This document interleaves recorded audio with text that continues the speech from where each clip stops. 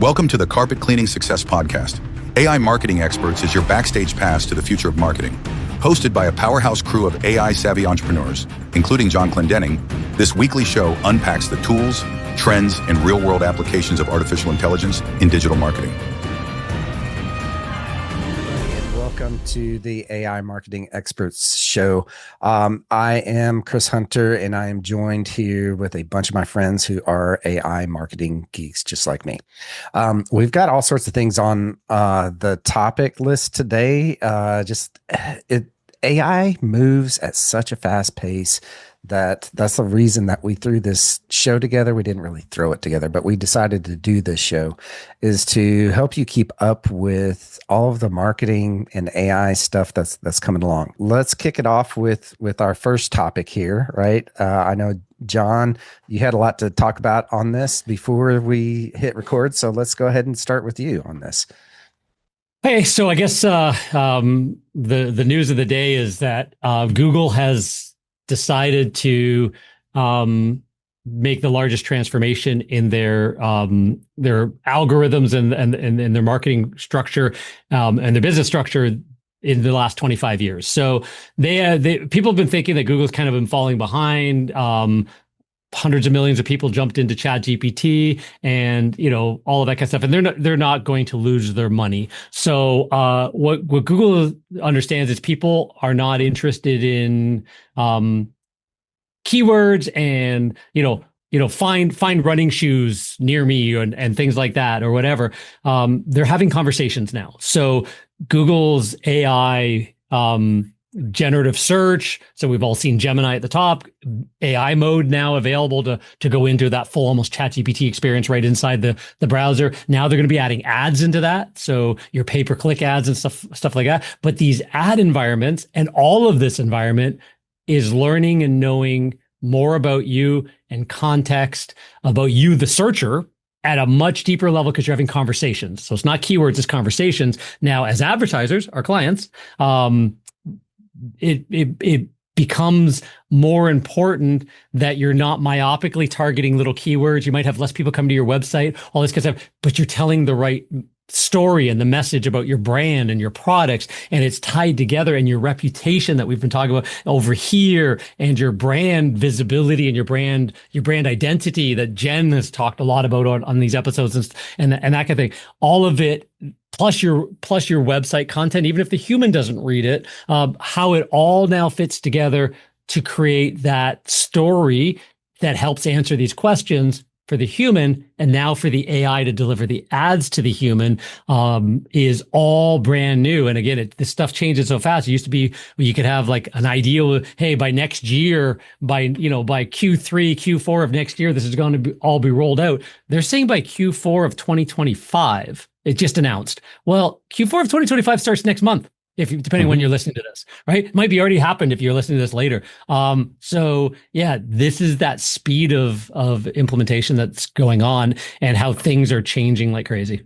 100%. So, and I think to clarify too, when you're talking about a conversation, it's, as you were saying, if they were looking for running shoes, they want to be very specific. They're adding more to it, saying, what they're looking for the shoes to use for. So whether it be training for a triathlon or a marathon or just playing pickleball, they're being more specific, maybe entering their budgets, maybe talking about if they have a certain arch that they're concerned with, or certain, stride gait that they want to look at. So we definitely have to think of how it's not so much of short statements within, is actually when they start asking a question, see what the results came back, they ask another question. So there's follow-up questions, and that's where we build the conversation. That's what we're seeing.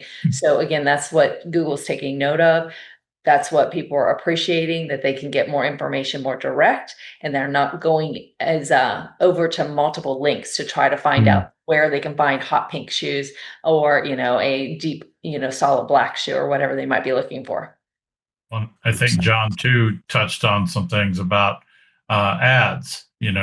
As it stands now, obviously Google's had ads for years and years, but where is that going to play out as things progress with Google Search, Google AI overview, and AI mode, and all these different things? But I feel confident that the the other LLMs, the other platforms, are going to integrate ads into their setups, because currently it's a subscription model or a free model.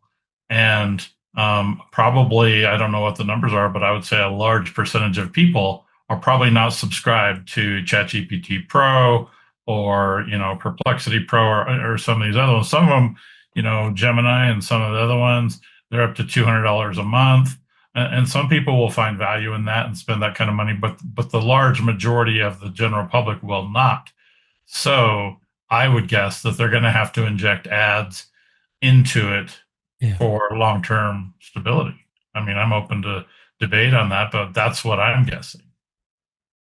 I'd agree. It just kind of goes to make sense here that, Google's platform, Facebook's platform, Meta, whatever, Facebook and Instagram, those platforms are literally advertising platforms, right? Yes, they attract us normal people to them, by providing something of value, right? In Facebook's and Instagram's case, it's entertainment, right? We're going there to catch up with our friends and look at pictures of dogs and barbecue and trucks and whatever, right?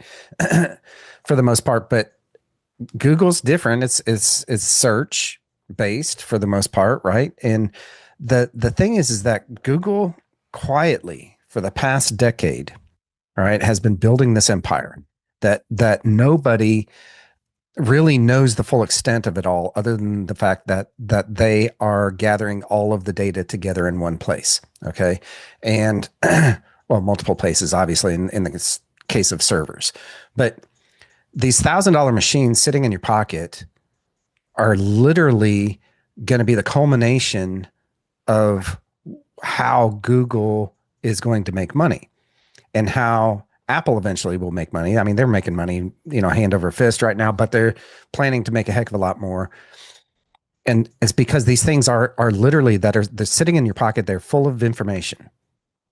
Okay. And they are getting more and more full of information. Everyone notices that ads follow you around when you start talking about something, right? Well, that's because they're listening. And we know this as marketers, and we've understood this for the past decade to, longer about this platform, but it's about to get even creepier, I think, and I'm putting a little crystal ball there, pulling that thing out and looking at it. It's going to get a lot creepier because of AI that's sitting in your pocket. Yeah. Okay. Google just released, the Pixel 10, right? Has Gemini Nano built into it. It's smart. It's really smart. And so they're gathering that data. Anyways, bringing this full circle back to the ads, that's how they're going to make their money is presenting the things to you, the consumer, or to whoever you're trying to get in front of, right? They just have the medium there in order to make that actually happen. So we as marketers, we understand that. If you're listening to this, you probably understand it also, right? But that's the future, and that's where we're heading, and that's where we're almost at right now. I think what you brought up, the one thing that you mentioned is the, I guess the best word is stalking, right? So Google is stalking the users, the people on the they know what you're saying in your emails. There's nothing private online, right? So, that's why some people go outside of the Google ecosystem and get browsers that, and all that kind of stuff. Like they're the very rare few that have their identity completely locked down and stuff like that, because they fully understand that they're being fully stalked everywhere they go. Google's trying to create a buyer persona. They're trying to create, and that's how they make money. They know who you are, and then the advertiser can go, oh, let me get more of those. What this shift is, it's not just an update, it's a massive shift, is they're now stalking your brand.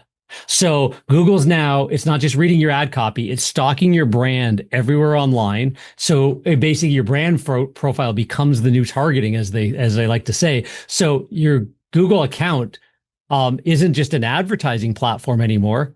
It is an AI training platform. So if you're not running Google ads right now, just like as a business, just think about how far behind in this new wave you might be if Google's going to be putting ads in, and then like you still have to have all this content, it's still stock. You like an advertiser can't live isolated just ads anymore. It's not about keywords at all. It's about conversations. So how are those conversations everywhere? Now that's your new SEO, search everywhere optimization. And now, but that's now all in your ad environment. It's all coming full circle, and your ad account done well is actually training the AI on your brand and then pulling the rest of it together. So there's layers to this that just like when I noticed this, or when Jen brought it to our attention, it was like, it's just like things are firing going, oh my God, this, like I know what everything we're doing and the world that we're in. And now I see sort of at least peel the curtain back for the next 3 to 6 months, because it's all going to change beyond that. But it's like, you can really see where this changes everything yet again.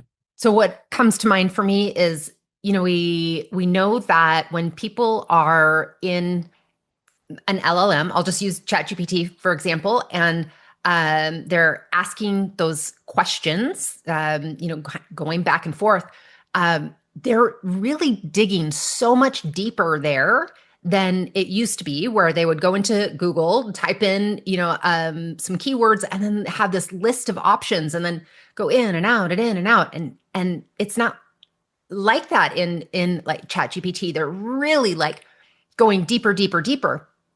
And we know that the trend is that people would actually prefer to do that pre-selling phase. Like they actually want to do that before they speak with a salesperson or reach out for a conversation of any kind. And so they want that information in ChatGPT and dig deeper for it. And so those ads being at the right place at the right time, like, man, that's, as a consumer, am I looking forward to having ads in ChatGPT? No, not that much. But as a marketer and someone who wants to see all my clients, brands grow and companies grow, yes, it's very exciting to see that there's going to be a lot of opportunity there. It is. And I think that it may, yes, we say stalking, but it also is to come up, it's very personal, and they feel like, oh, someone's finally listening to me. And so I had picked up a conversation that I heard that AI was giving them such specific information. Of course they felt like, wow, they finally get me. And then when they did call the business person answering the phone wasn't exactly on the same note. And so that business would need to have time to retrain their staff and make sure that other, maybe the whole product line, that people are more knowledgeable. So considering their in-house training, et cetera. So I just found that interesting, because again, it was a completely different industry that I've ever worked in.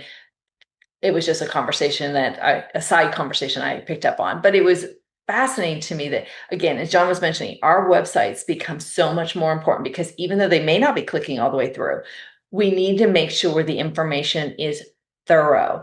And now with our tools out there, we can ask it to review some of the things that Gemini rolled out. Google rolled out with Gemini is you can ask it, review my product page, tell me what you see, and it will actually give you the feedback so that you can make those adjustments, again, to stay ahead. Because running ads, as we all know, if it leads to garbage in, garbage out, is going to provide that garbage, and you may not have that sale or that conversation. So you do want to start at your foundation, see what you're doing with your brand, see what you're doing with your website, see what you're doing with your marketing, with your social media, and then make sure that when that ad runs, that it's going to great content, because that context of it all, you want to provide that answer, that information to those that are searching for it. Very good point. 100%. You've mentioned Laura a bunch of times about, because your industry is, there, like, again, every industry is slightly different, and there's the different type of operators and stuff like that. And we have heard, like, we're talking about, oh, AI voice is great and AI this is great, and now that we're starting to hear, the pushbacks, like the one we talked about, like the Taco Bell pushback and stuff like that. And like, I mean, in the ag business, like we're talking like salt of the earth, hardworking, out in nature, they're not living in a virtual world. They're not part of a, that kind of, tech valley, tech bubble kind of thing. So, and those people, like, they might lean into AI in their personal lives because it helps them, do some, better self-diagnosis before they go see the doctor and just life stuff, right? They're just going to start finding that, yeah, I can get a little bit deeper and a little bit better and not just have to sort of just, rely on the slower movement world around me. But on the other side of it, they want to pick up the phone and talk to Nancy, not talk to Nancy 2.0 bot, right? So, you know what I mean? So Yes. there's like the other thing, half our audience is going to be going, this is too much. With agriculture, because we are so high tech when it comes to GPS and having different, the thing that interests me about the industry as well is the fact that not everything in one tractor, you have to get it all to talk to itself or to each other. So it's not as though when we start office buildings, a lot of times everything's the exact same operating system, everything's brand spanking new. In agriculture, we're going to figure out how to get the older pieces of equipment to work with the newer pieces of equipment. And so it's this bridging. And so that's what I'm seeing AI. They're having that conversation saying, I have this type of planter. I have this type of monitor. I have this type of attachment or implement. How can I get it to work together? So that conversation is extremely important. And again, that's what we're having a conversation with our dealership saying, if they're searching for it, are you offering up the solutions as to how those pieces can work together? So, and the other thing too, that I'm often reminded of is, we used to see kind of the downtrend of when they were planting and harvesting, websites were kind of quiet because they weren't on desktop. Well, now like Chris is with their $1,000 piece of equipment in their pocket and AutoSteer, these ladies and gentlemen are having ample time to do whatever searches. If their monitor's beeping and they cannot figure out which planter box is giving them issues, now they can search. So they're able to use AI to kind of get some diagnostics from it. So it is, they still prefer, you're right, to call Nancy to be able to talk to that specific person at the end of the day, but they were able to use AI to do the research in order to get some additional information to have an ideal conversation with any expert in those dealerships.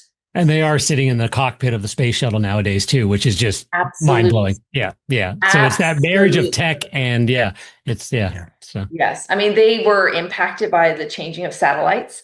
They also realized that if a satellite comes down and they are fully auto steer, what the impact could be. So the technology, the way they grasp things, even there's a show that we'll be going to next week and being able to just see which weed, because again, they want to conserve water. They want to use the proper fertilizer. They don't want to overspend or oversaturate. Any soil health is so important to anything in agriculture as well as water quality that this technology they are embracing.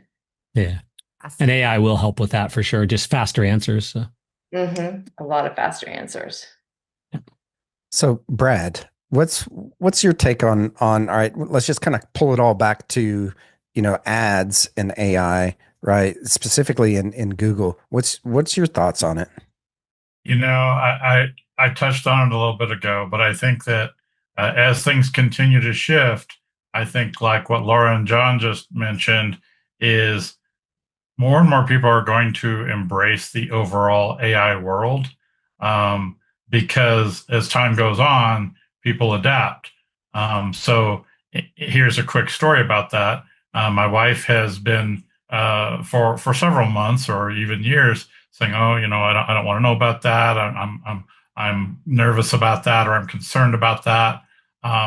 And so it's not like she didn't support what I do with it, but she really didn't want to have a lot to do with it.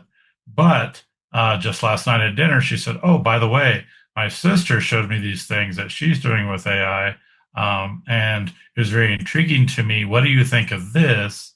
And I'm like, "Okay, yeah, that makes perfect sense."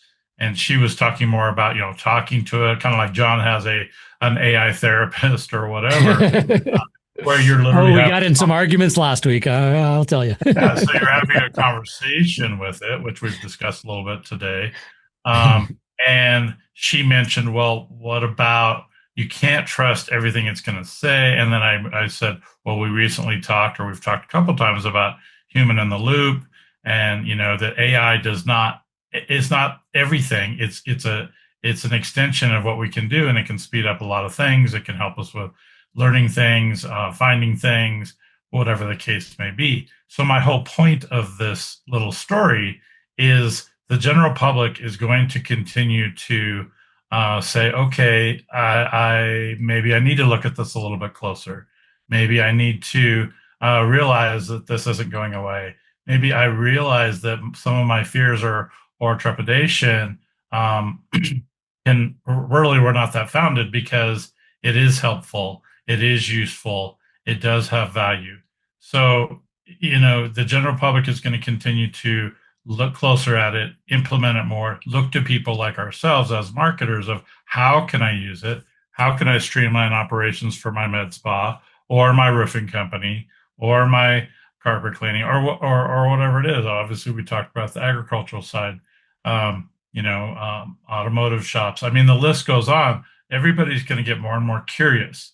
So where that ties into where ads are going to go as people continue to migrate to these platforms, which we know at this point, ChatGPT is the leader with however many hundreds of millions of users.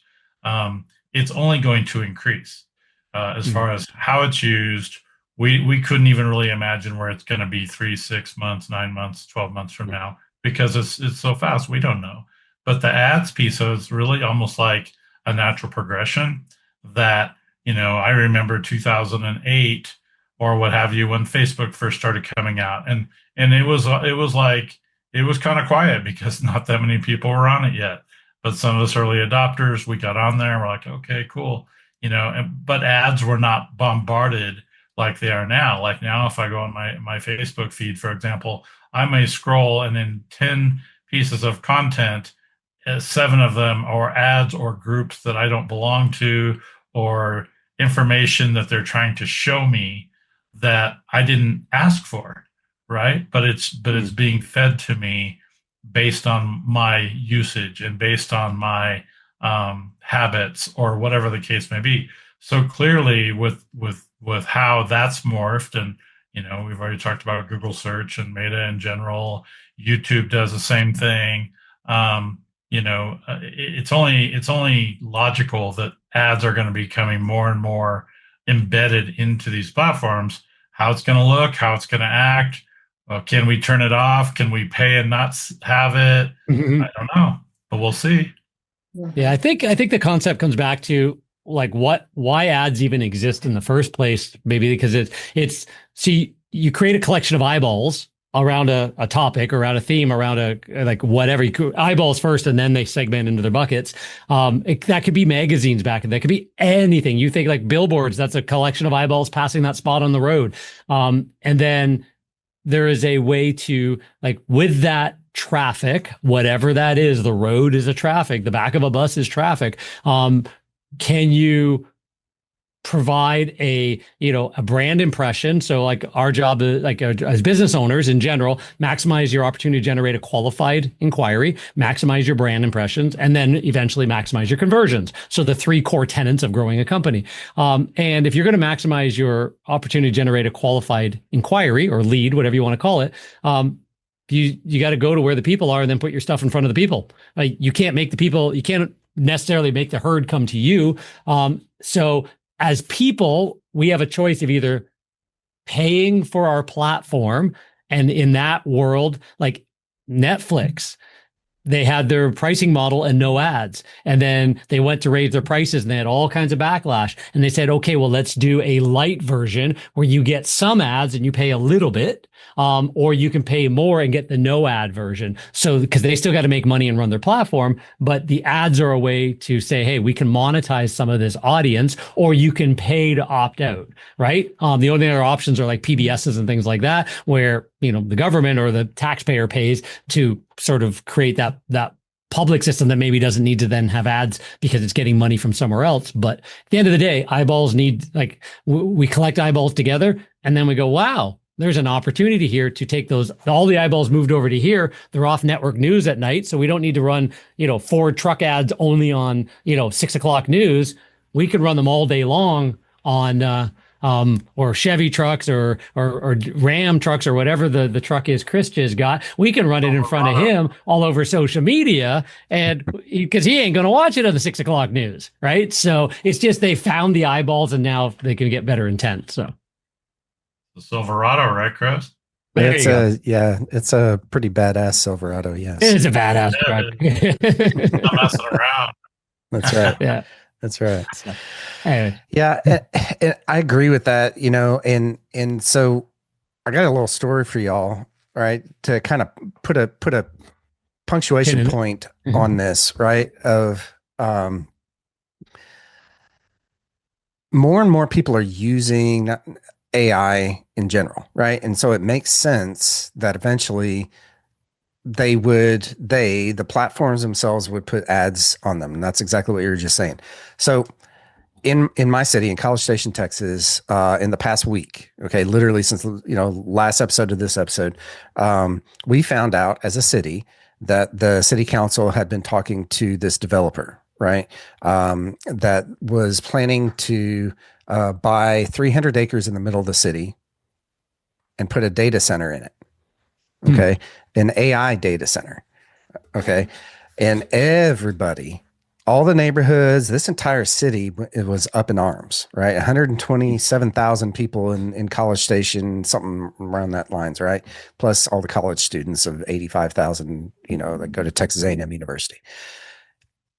I watched the city council thing last night, right? The feed, because I was curious and I had friends that were at that meeting. I wasn't going to go there with a 10-foot pole, right? Not even, but I watched the people talking. Every single person that came up, and there were 100 of them, 100 people had 3 minutes each to talk to the city council, all that kind of thing. Very, very smart people. A lot of very, very smart people. Every single one of them, 100% of those 100 people brought up that they had searched on ChatGPT for this or that. Okay. So, and where I'm going at here is that there's more eyeballs there. What do you think is going to be coming down the road here for ChatGPT once Gemini, once all these AI, tools start figuring it out and start adding in ads? So anyways, that's just, no, and I think that's a great point, because I think that's a great point just because we've been talking about how to use AI in your business to run your business, and that's changing constantly. There's new things coming out where it's building its own workflows for you. We're talking about, and there's all kinds of stuff. We're talking about doing that for each of our own niches and clients and industries. Like, can we build something where it's just interviews you and builds out the tool behind the co-pilot behind you and stuff like that? Because that is all the things that are developing. But this is just that other side of it, is that as a business, you also have to get customers. And you also need to know where your competitors might be trying to steal your customers. So it's always like a SWOT analysis. What are your strengths, weaknesses, opportunities, and threats? This is an opportunity or a threat, depending on which way you decide it fits into your business model, that maybe a 10-year plan should now only be a 2-year plan because there's just too much change. But just something to think about is kind of the reason for this topic. Yeah. What do you think, ladies? You're being a little quiet. Well, I was actually thinking about my own searches and thinking about just like the opportunity that's there. Like, okay, I'm an aging woman. So I am like, is this still in style? Is that still in style? Like, I don't have time to look at magazines or, whatever. So like, just, so anyways, even this morning, I used ChatGPT voice on my $1,000 machine in my pocket, my phone. Thank you, Chris, for that. I'm never going to forget and stop using that. But I ask it, like, does this go with that?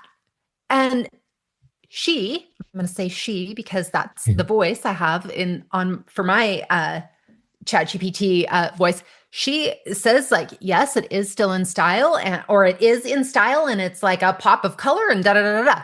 And so, like, that's going to be the opportunity ads wise. I mean, like,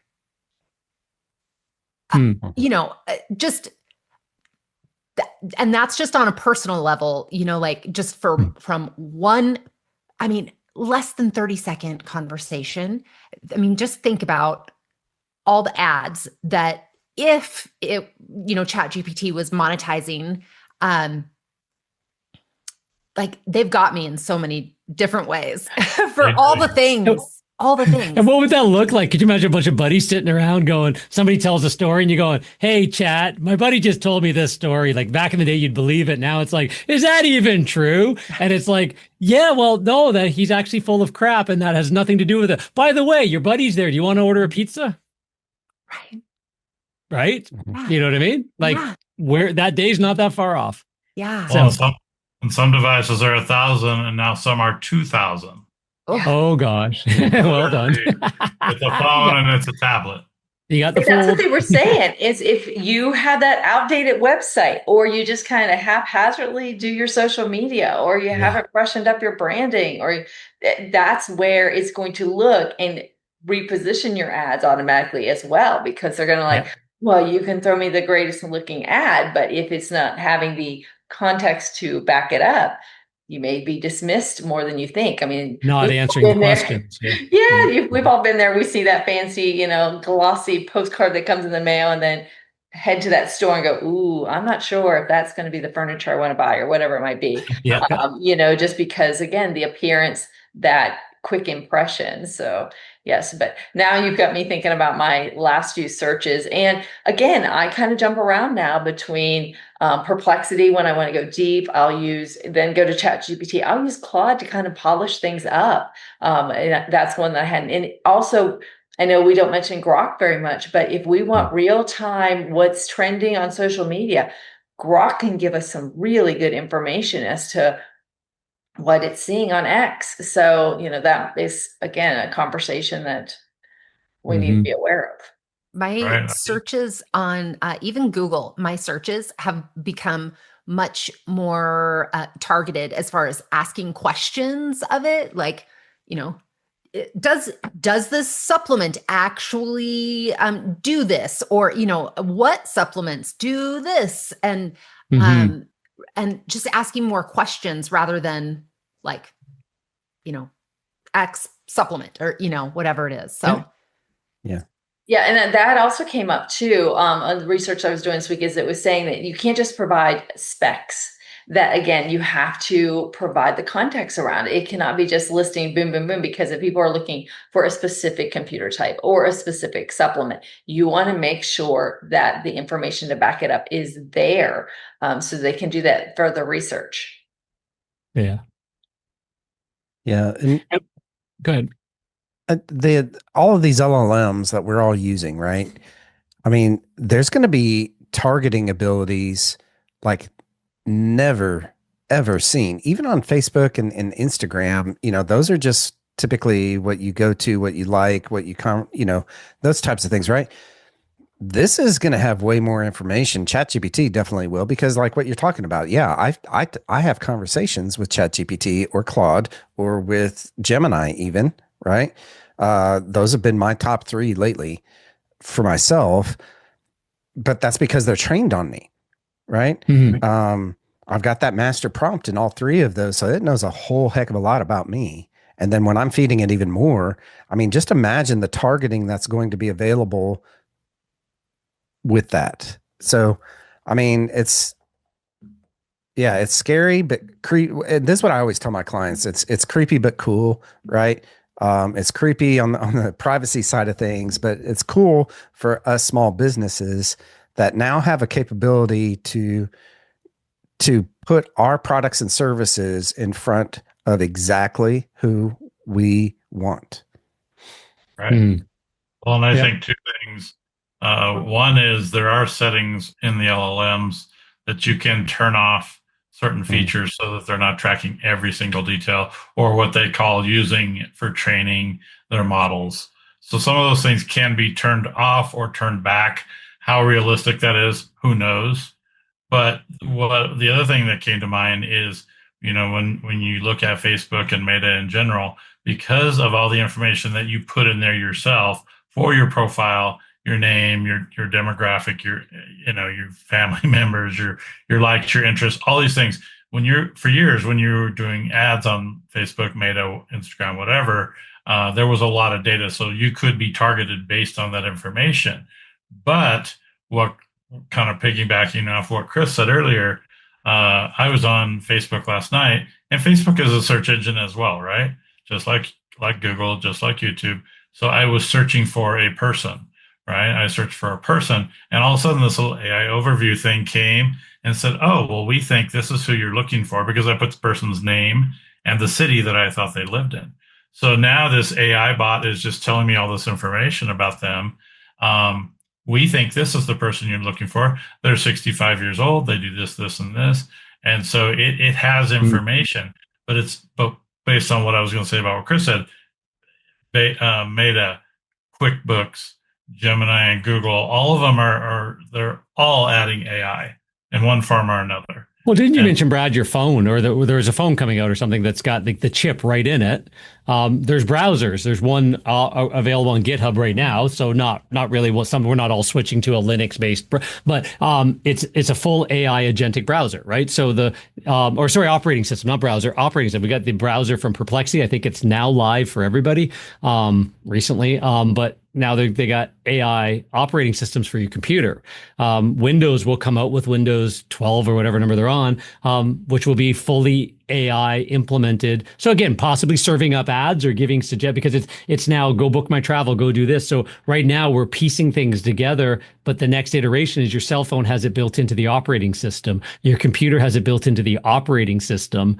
And it's just learning more about you and adapting. And again, as you said, Laura, more personalized, but as you said, Chris, more creepy. Like it's all of these things, right? But it's a freight train. It is not slowing down. So you got to jump on. Isn't it nice when you don't have to start at the beginning every single time and go, oh, it did remember about, okay, good. It knows where I'm going to travel. It is watching its flights. It moves things along so much faster, knowing that I do not have to go and start at the beginning and explain about my company or about one of our clients that, because again, we've taken the time to train very specific things about them. And again, it's a great conversation that we're having with our clients to let them know, because then they offer up more information of, oh, let me, make sure that you've got this and that. Because that was the other thing that came out, is that even though we have the public facing parts of, again, the website, social media, our ads, or whatever might be out public facing, we can take and consider what we have in the office based on emails that we've answered. And then again, decide what do we want to use as additional training or to add in. So again, it can further tweak. To Brad's point, we have to make sure what privacy we have turned on and turned off, especially when they pop up saying accept. Take time to kind of review that, because privacy is going to be something that we want to be aware of. Yeah. Agreed. 100%. All right, so I'm gonna throw a question out to y'all as kind of a wrap up question here. Okay, my daughter said something last night that just stopped me in my tracks. Okay, we're after dinner we were cleaning up and all that kind of stuff, and we were talking about grades and school and all that kind of thing. So a little background: she's 14 years old. She is a freshman in high school. Okay. She said that her teacher said this week that they will not be using AI in workplaces when they graduate and go off into the workforce. And I just stopped at that. Right. Mm-hmm. And so the question that I'm throwing out here is, what do y'all think about this? Because I know what I thought about it and what I told my daughter. Right. But what are y'all's thoughts on this? All right. Based off of this entire conversation that we've had today also here. I want to ask what subject matter the teacher was teaching. Do you know? I think English. So ELA here is what they call it, English language arts or whatever, something like that. Yeah. I think that everyone can make inaccurate or incorrect assumptions or predictions about the future, and there's some a bit of like giving some grace in that, but as a teacher, I feel like that scares me that teacher would say that to a number of students, and who knows how many more students to come. Like we know that small businesses are adapting. There's actually more small businesses that use AI for something, maybe not a lot, but something, than not. We know that small businesses that use AI are more profitable. We know that teams that use, individuals that use AI for their jobs are I think the last study that I saw was, and I'm sorry, I don't remember which one, but like 40% more productive than those employees who don't use AI. So I think that what that teacher said is a very dangerous, actually, for all of her their students. 100%. Yep. Agreed. Yeah, I think we talked about previous episode about the MIT study saying that 95% of AI projects in corporate or in business are failing. And part of and that the other one, Sam Altman or somebody, came out and said that the AI hype bubble is about to burst or something like that. And I think there's people who don't want to lean into it. Like Brad, you mentioned your wife who was sort of hesitant, whatever, who start to figure it out. I think there's a lot of people waiting for those headlines to go, oh, see, I told you, kind of idea, and they'll clap back. And the point that those headlines were making was you're aiming at it wrong. That was the point. It was like 95% might be failing because you're trying to do this massive lift without getting the quick wins. Like you're not, what you're talking about, Jen, 40% of the people that are businesses that are more profitable and more efficient with AI, it's because they're using it to write the email. They're using it to take phone transcripts, pop them all into, like we've talked about on here, and all the different ideas, throw them into Notebook LM or whatever, and create a summary and say, where could I have done better, and do a bit of a sales training a little bit easier and faster, like an eager assistant that can pull everything together. Those people are getting benefits out of it. But yeah, it's really scary if a teacher thinks that the workforce is not going to be drastically and dramatically affected by AI 6 months, a year, 2 years, 5 years is unfathomable to me what anything looks like and how fast this is running. Like I get, we're in the weeds, but we see this every day. But yeah, I can't even imagine 5 years in the future now. And I don't think I've had that point in my life where I can't imagine 5 years in the future. Like I can't even picture what it looks like. So well, I don't know. I have to say, I learned some things in school that I've never used as an adult. There's that. Absolutely. Yeah. Algebra, calculus, algebra, trigonometry. Well, and I wonder if the teacher, though, and I guess one of the learnings that I was looking at this week as well was saying it was going from, hey, AI is neat to AI is necessary. And so I'm wondering if the teacher was actually just stating it's kind of like us with cell phones, is that it just is always with us now. And so isn't the fact that we wouldn't, I mean, it sounds like clearly they said the workforce would not be using it, but I think it became such a second nature that we don't see it as something that we discuss any longer. It just is done. It's just, it's same as when, we open up, I mean, you think of how few people actually are opening up desktops, kind of, laptops versus, again, we're getting more and more people doing the majority of things on their phones. So yeah, that is very interesting. And you just hope that everybody has an open mind to it, because we definitely do not want to follow behind as a nation to say, it's just a passive thing. Well, I told my daughter, I was like, that is absolutely wrong. Right. And in fact, it's going to be just the opposite, that if you don't know AI, they're not going to employ you. Right. And that's how it's already is right now. Like I read a study this week that Microsoft, they've got it as part of their now as part of their not KPIs, but performance, evaluations. of how well that person is using AI. We do. I just to add that in. No? We just added that into our performance reviews. Our weekly communication manager Sarika on our team does the weekly spot checks with the team.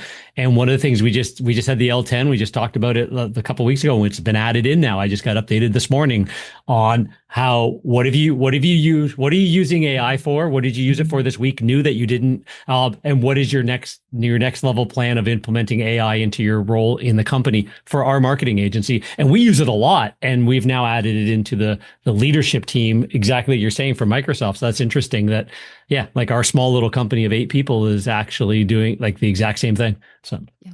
I think of it like, why would I hire someone who's not using AI when I can hire someone who is using AI to be faster, smarter, better, like, all those things. If you're not using AI, you are not competitive as a potential employee. Yeah. I'll tell you that right now. Yeah. 100%. Yeah. No, I think that was a good subject, Chris, for sure. Yeah. All right. Well, it was like I said, it stopped me in my tracks. I was like, wait, what? Why would anyone say that in this day? And like, I literally just shared what I saw last night. Every single one of those people at the city council, right? Every single one of them said ChatGPT said this and ChatGPT said that, right? And they were literally reading off of the screen of what ChatGPT was telling them. So it's like, that's like saying you're going to go out in the workforce and not use Google. Right. Yeah. Right. You might want to send that like back in the day. These things like pens, if you're not using a feather dipped in ink, if you're using this pen fancy thing, you are going to be, it's like, no, it's a tool. It's a tool. Yeah. It's a tool. Exactly. Definitely. Maybe send a link to this episode to that teacher once it's live. Just 100%. 100%. Yeah. Although my daughter's like, no, don't talk to her. I'm like, I think she needs to be talked to. I understand she doesn't want you to use it because you're learning English and how to properly write and all that kind of. They don't want you to use it. I get that part. Right. I get it. But to come out and say that it's not going to be used in the future in the workforce is completely misleading. Right. So anyways, all right. I think we're good. We good on our episode here? We're good. I think so. All right. Well, let's wrap it up a little bit. Thank you all so much for hanging in here and listening to us geek out about AI and marketing and all that kind of stuff today. If you like this episode, be sure to subscribe to us, hit like. I call it a gig'em, right? Because it's a Texas A&M Aggie gig'em, right? Big thumbs up. But like us, follow us, all that kind of stuff. We are releasing episodes like this every single week. So be sure to come on back and geek out with us about some AI and marketing.